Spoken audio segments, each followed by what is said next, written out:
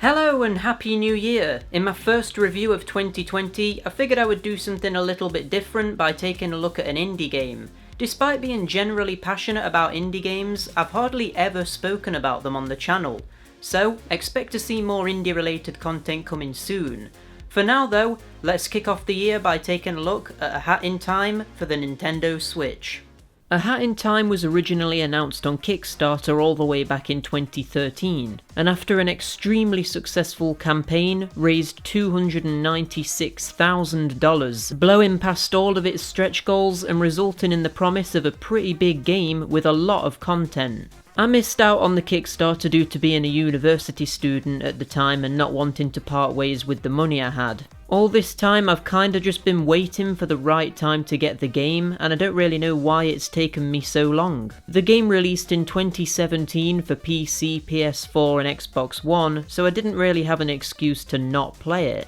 However, it seems that my waiting paid off, because in November 2019 the game was released on the Nintendo Switch and I finally got my hands on it for Christmas. So after hearing pretty much nothing but good stuff about it, and after the years of waiting I've gone through to get my hands on it, has it all been worth the wait? Well, the short answer is yes. It was definitely worth the wait and feels right at home on a Nintendo console and has quickly become one of my favourite Switch games. If you own a Switch and you're looking for a new game to play that's similar to Super Mario Odyssey, get A Hat in Time. At first though, I was a little bit unsure about the quality of the game, and I have to admit it did take me a couple of missions to get fully invested into it. The reason for this is that with the Switch version specifically, the graphics look like they've been severely downgraded, and you can really tell that this is a game designed for more powerful hardware and ported to the Switch as more of an afterthought. This is a shame because, like I said earlier, A Hat in Time is best suited to being on the Switch over any other system, so for it to be the most inferior version is a little bit disheartening. Everything just looks a bit sort of blurry, the draw distance isn't too good, although it is disguised cleverly by having things in the distance move at a lower frame rate to avoid texture popping. There's a fair amount of frame dropping, the facial animation isn't too great, and you'll often find textures clashing into each other, which just looks a bit sloppy. There's a lack of attention to detail with certain aspects of the visuals. Like here, how this character's text box is too small and the text is clipping outside of it. And there's just other small things like that that just look a bit cheap. However, getting past these details is highly recommended because underneath this rough exterior is an extremely good 3D collectathon platformer that's fun and quirky. The game is designed similarly to an N64 era platformer, having a hub world where you can freely explore and find entrances to bigger levels. The more of the main collectibles you obtain, the collectibles being timepieces, the more levels open up to you and the closer you get to unlocking the last level. While the overall structure is fairly standard, what you're actually doing in the levels is really what makes the game stand out. Within each level is multiple objectives which unlock one after another, and these objectives are mostly all completely different to the last, which gives the game an extreme amount of variety while still being focused around platforming to some extent. The first level, Mafia Town, will have you turning lava taps off to stop the island from being submerged. The second level has you solving a murder mystery by obtaining loads of different clues and culminates in you having to pin the murder on a certain suspect, while also at the same time being filmed for a movie a crazy director is making. The third level has a mission which is a throwback to 90s horror games where you have to avoid detection from a creepy ghost, while finding keys to unlock your way to the attic. And the fourth and final level scraps the mission-based structure in favour of being more about exploring a huge mountainous level and helping out the inhabitants who live there. And bear in mind, all of these are just one mission out of many that are available in each level. There's tons more to experience on top of this too. The horror mission in particular really stood out to me because it's quite a tonal shift from the rest of the game, actually being quite tense, and I could 100% see a young child genuinely finding this section scary.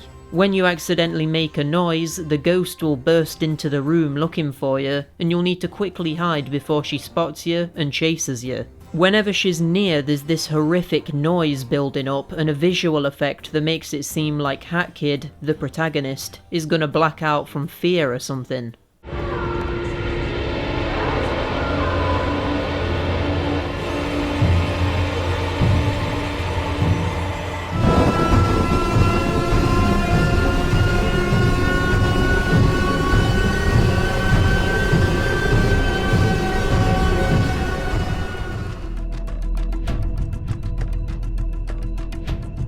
It's amazing, and the fact this section is played from fixed camera angles and has you finding loads of hidden keys is just an awesome throwback to games like Resident Evil, while also being a happy, kid-friendly platformer. How they pulled off such a weird combination of genres and influences is truly amazing.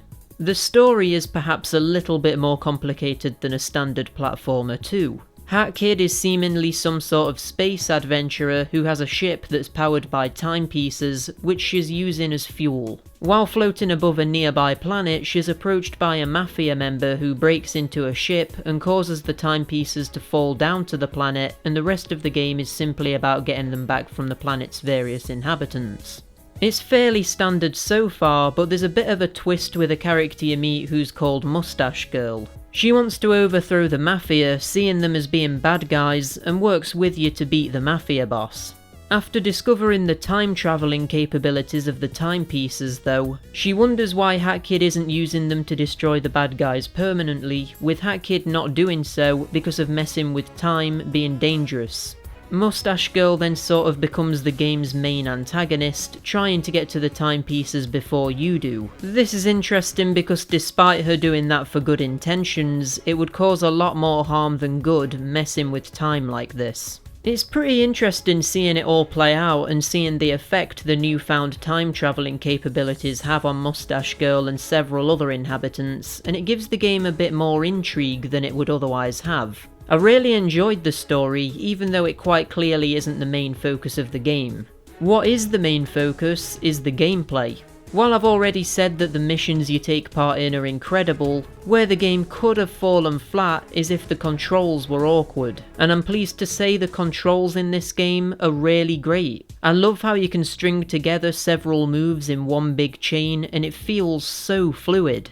A lot of lower budget platformers suffer due to having stiff, unimaginative or clunky controls, but this isn't an issue in A Hat in Time because of how you can chain together jumps, double jumps, air dashes, wall runs, and you can even boost if you dash and then roll as soon as you hit the floor, and combining these moves into complex sequences feels awesome and rewarding. I would even go as far as to say that the controls and abilities you have access to, even from the start of the game, could potentially make it too easy for some players. But not every game needs to offer an intense challenge, I suppose. While I mentioned earlier that there's aspects of the game that feel a little bit like the developers had a lack of attention to detail, what's weird is that in some other areas there's some really impressive attention to detail. Like how about the fact that every single line of dialogue in the game is fully voice acted? You never normally get this in platformers, so to see it in an indie game like this really impressed me,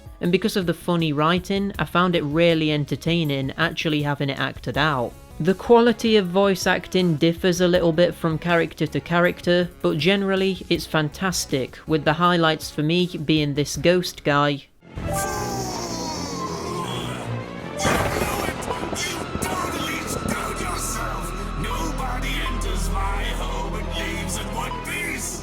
And also the train conductor / movie director. You moon penguins are just gonna write some loud, noisy dribble. If I wanted a bunch of picnics to dance around while on birdseed, ha! I'd visit my grandchildren. Speaking of the game being funny, it's amazing how many small details there are to fill in the game's worlds and make them feel alive. Like how you can play patty cake with the Mafia members before having them punch you in the face, or how during the murder mystery section you'll be asked loads of questions by these crows, which they'll then use against you later on. There's loads of little elements like this, and it makes exploring even more worthwhile when there's stuff beyond just the collectibles to find.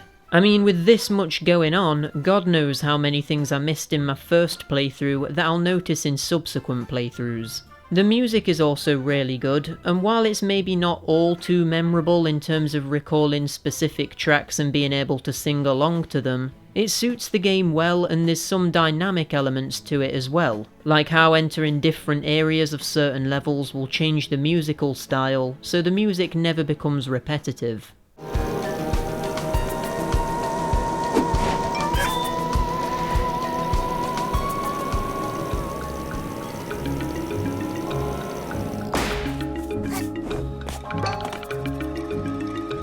Another standout part of the game is in the customization element it has. A major mechanic involves you creating new hats out of yarn balls, which you can find through thorough exploration, and with each of these new hats comes a new ability, like being able to sprint, turn into a heavy ice sculpture while in the air to ground pound, being able to make invisible platforms materialise, and a lot more. Obviously as well, each of these hats are cosmetically different too, so it's fun finding the hat that's right for you. On top of this though, you can unlock flares, which basically replace a standard hat with a new design, effectively giving you a new cosmetic with the same ability attached to it as a normal hat. There's also new colour palettes for Hat Kid, which change your hair and clothes, badges for your hat which give you even more abilities, like being able to swing using a hook shot, shoot laser beams, and way more. Then there's also music to collect and relics to find too, which give your ship new decorations. The game constantly rewards you with new cosmetics, upgrades, levels, missions, and loads more, and this aspect of the game alone is enough to keep me hooked. I've not actually achieved 100% in the game yet, but straight after this review, I'm going to go back and finish off the things that I missed out on. I'm also going to get the 2 DLC packs too, the first of which is free if you get the game physically on Nintendo Switch. The combat in the game isn't the most fleshed out thing ever, and basically just has you mash the attack button to defeat everything, with very few enemies offering any form of variety in this area. But it's forgivable because the emphasis of the game is quite clearly on the objective-based gameplay and platforming.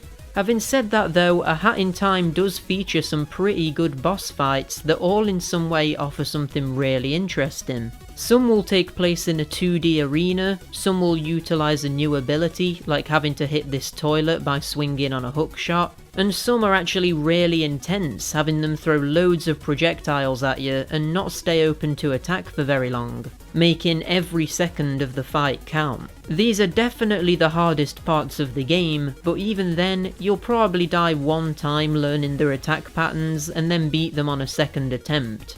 They're still great fights though. If you're more of a fan of linear 3D platformers rather than the open-ended exploration-based ones, then A Hat in Time even has you covered with this too, because after fulfilling certain criteria, these time rifts will open throughout all of the levels you find, and by finding these rifts based on a picture showing you where it is, you'll be sent into a time vortex where there'll be a linear platforming section, which often contain the hardest platforming challenges in the whole game, and are really good at showcasing how fluid and responsive the controls are too. It's awesome, and I love the scavenger hunt you need to go on to find them as well. There's so much to do in this game and so much variety, it's awesome. A common element of 3D platformers nowadays seems to be to scrap the 1-up system completely, opting instead to just make it so that when you die you lose a little bit of progress, or lose some in-game items. I like this because getting a game over when you've lost all of your lives is just really disheartening and makes you want to stop playing, so I'm glad A Hat in Time goes down the route of not having a life system. I'm not going to ramble on for too much longer about A Hat in Time. I'm sure the footage I've shown sort of speaks for itself anyway, and if you like the look of it, you're bound to love playing it. I'm giving A Hat in Time an 8 out of 10. It's such a shame that the Switch version is pretty significantly downgraded visually from its more powerful console versions, because I imagine quite a few people would be put off of this game based on this alone. But even if you don't get it on Switch, like I did, this is a must-play game and you should get it on another system if that's off-putting for you. There's not a lot of detail put into the game's combat mechanics, which might have been interesting to see more fleshed out, but other than those things and the weird little details which look a bit rushed, like how in the credits there's a bit where two people's names blend into each other and create this unreadable mess, there's not much negative to say. It's not as polished as Super Mario Odyssey and doesn't have the sheer amount of content, levels or mechanics as that game, but the fact that you even can compare this indie platformer to Super Mario Odyssey at all is quite the compliment. Gears for Breakfast did an amazing job with this, and I can't wait to see what they do next. I also won't hesitate and wait for years to buy the next game like I did with this one for some reason. And that's a wrap on A Hat in Time. As I said earlier in the review, it does have some DLC, which I've not played yet, hence why I've not spoken about it in this review, but straight after this I'm going to be downloading that and giving it a go. I imagine it adds quite a lot of content to what's already quite a content-filled game, so if you're looking for more, there's that for you. Another thing that I've actually not spoken about during this review is the fact that A Hat in Time has a split-screen co-op mode, which is pretty awesome, and if you're looking for a Mario-esque game that has co-op elements, this is for you.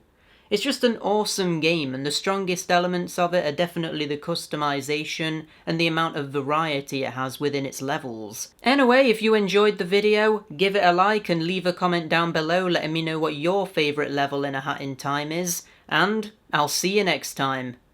Bye!